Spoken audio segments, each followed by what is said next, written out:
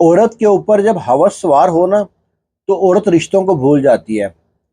Shekau پورہ کے پاس ایک گاؤں ہے جس کا نام ہے چیچو کی ملیاں۔ مجھے امید ہے کہ آپ نے گاؤں کا نام نہیں سنا ہوگا۔ وہاں پہ ایک عورت رہتی ہے جو شادی شدہ ہے، بال بچے دار ہے، لیکن جوان اور خوبصورت ہے۔ اس سے اپنی جوانی سنبھل نہیں رہی۔ اس کا شوہر فیکٹری میں کام کرتا ہے، صبح جاتا ہے رات کو آتا ہے۔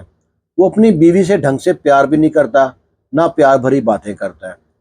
وہ سارا دن گھر پہ اکیلی رہتی، تنہائی کاٹنے کو دوڑتی، ذہن میں الٹے الٹے خیال آتے۔ شیطان اس کو وسوسے ڈالتا۔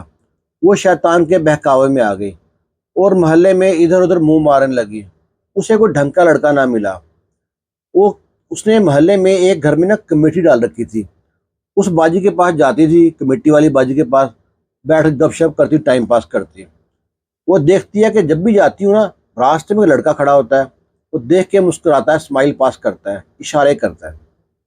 عورت نے سوچا کہ یہ بہترین موقع ہے میرے لیے، اس سے اچھا چانس نہیں ملے گا۔ اور نہ عورت نے بھی اس کو دیکھ کے مسکرانا، اشارے کرنا۔ اب تو آگ برابر لگی ہے دونوں طرف۔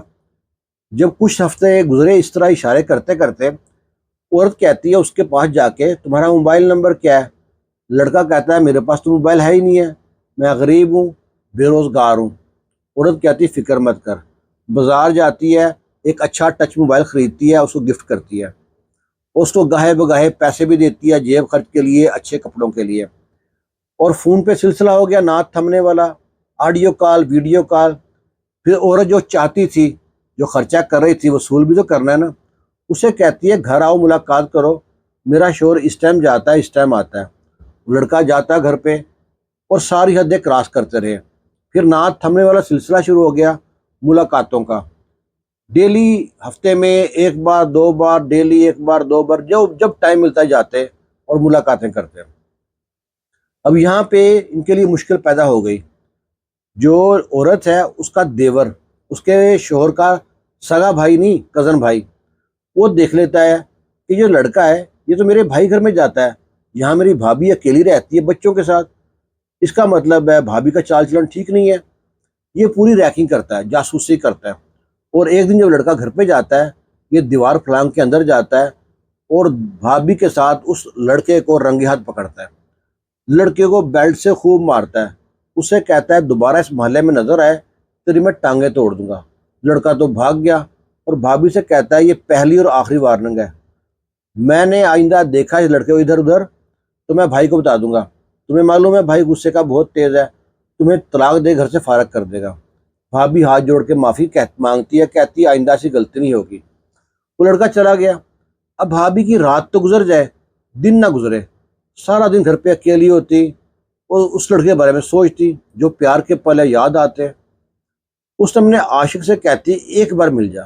وہ کہتا ہے میں نہیں آ سکتا، تیرے دیور نے پورے محلے میں کہہ رکھا ہے، جتنے دکاندار ہیں، لڑکے ہیں جو کھڑے ہوتے ہیں، کہ یہ لڑکا اگر اس محلے میں نظر آئے مجھ کو فون کرنا، اس نے پہلے بہت مارا تھا، میں نہیں آ رہا۔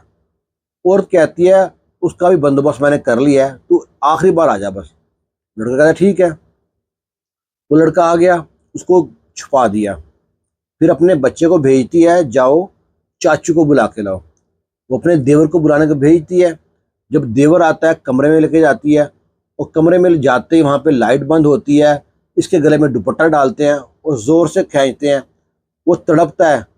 جب مر گیا اس کی لاش کو ڈالتے ہیں بوری کے اندر اور باہر کھڑی کرتے ہیں، جس میں ایک کھوتی ریڑھی کہتے ہیں نا، اس کے اندر چارہ رکھا ہوتا ہے بھینسوں کا، تو درمیان میں اس کی بوری رکھتے ہیں، لاش کی، لاش والی بوری درمیان میں رکھتے ہیں، اوپر چارہ رکھتے ہیں اور جاتے ہیں نہر کے پاس۔ جہاں دیکھتے ہیں نہر گہری ہے وہاں پہ بوری کو پھینک دیتے ہیں اور خوشی سے گھر آ گئے۔ اب تو ان کو کوئی روکنے ٹوکنے والا نہیں ہے، بے دھڑک ملتے ہیں اور سلسلہ شروع ہو گیا دوبارہ۔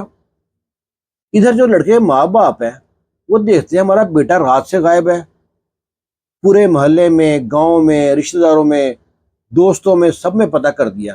جب نہ ملا، 2 دن ڈھونڈنے کے بعد تو جاتے ہیں پولیس اسٹیشن، وہاں پہ رپورٹ درج کراتے ہیں۔ پولیس ڈھونڈتی ہے اپنے گاؤں میں ارد گرد، کہیں معلوم نہیں پڑتا ان کو، بڑے پریشان کہ کوئی سراغ نہیں مل رہا۔ جو سراغ ویسے بھی کیا ملے، جو لاش تھی اس کی جیب میں کوئی شناختی کارڈ بھی نہیں ہے اور وہ لاش بھی بند پڑی ہے، بوری کے اندر ہے، لاش ملی نہیں ہے۔ 3-4 ماہ ہو گئے، 4 ماہ بعد لاش کہیں ملتی ہے باہر سائڈ پہ، جب نکالتے ہیں بوری کو دیکھتے ہیں تو پہچان میں نہیں آ رہی، اس کے فنگر پرنٹ بھی نہیں لے سکتے، ہاتھوں کے جو پور ہیں سب خراب ہو جاتے ہیں۔ اس کو لاوارث سمجھ کے لاش کو دفنا دیتے ہیں دوسرے کسی گاؤں میں۔ ادھر جو لڑکے کے ماں باپ ہیں وہ دیکھتے ہیں کہ 4 ماہ ہو گئے ہیں، ہمارے کیس کا کچھ کر ہی نہیں رہے۔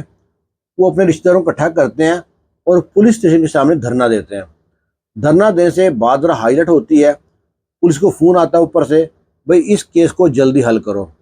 اور پیچھے لگ گئے کیس کے، وہ سب سے پہلے کیا کرتے ہیں نا، اس لڑکے کا موبائل نمبر چیک کرتے ہیں، اس کا ڈاٹا نکالتے ہیں، اس پہ جو سسٹم ہوتا ہے ان کے پاس، اسے دیکھتے ہیں کہ اس لڑکے نے جو ایک میسج کیا تھا اپنی بھابھی کو، اس کو میں کہا تھا کہ میں نے آپ کو آخری وارننگ دی ہے، مجھ کو وہ لڑکا محلے میں نظر آیا ہے، اگر وہ لڑکا دوبارہ آپ کے گھر آیا تو میں بھائی کو بتا دوں گا۔ ادھر بھابھی جو ان سی ہے ہاتھ جوڑ کے معافی مانگ رہی ہے کہ آئندہ غلطی نہیں ہوگی، اس بار معاف کر دو۔ انہوں کو شک ہو گیا، ہو نہ ہو اس عورت کا ہاتھ ہوگا۔ پولیس جاتی ہے، عورت کو اریسٹ کرتی ہے، تھانے لے کے آتی ہے، پوچھ تاچھ کرتی ہے، عورت انکار کرتی ہے۔ جب سختی کرتے ہیں تو سارا مان جاتی ہے، پوچھتی ہے کہاں ہے لاش، کہتی ہے نہر میں پھینک دی ہے۔ تمہارے ساتھ کون تھا، بتاتی ہے فلانا لڑکا۔ اس کو بھی اریسٹ کرتی ہے، دونوں کو بٹھاتی ہے۔ یہ عورت جو ہوتی ہے نا، یہ کہتی ہے ساری غلطی لڑکے کی ہے، اور لڑکا کہتا ہے ساری غلطی عورت کی ہے، پر دونوں تو پھنس گئے نا۔ اب لمبے کیس میں جائیں گے، سزا ہوگی، اور ملا کیا؟ تھوڑے سے مزے کے لیے زندگی بھر کی بدنامی اور ایک گناہ گار بن گئے۔ ایک بندے کو قتل کیا، کہتے ہیں ایک انسانی کا قتل پوری انسانی کے قتل کے برابر ہوتا ہے۔ اور اس کہانی کے بارے میں، اس واقعے کے بارے میں آپ کی رائے کا انتظار کریں گے۔ اللہ حافظ۔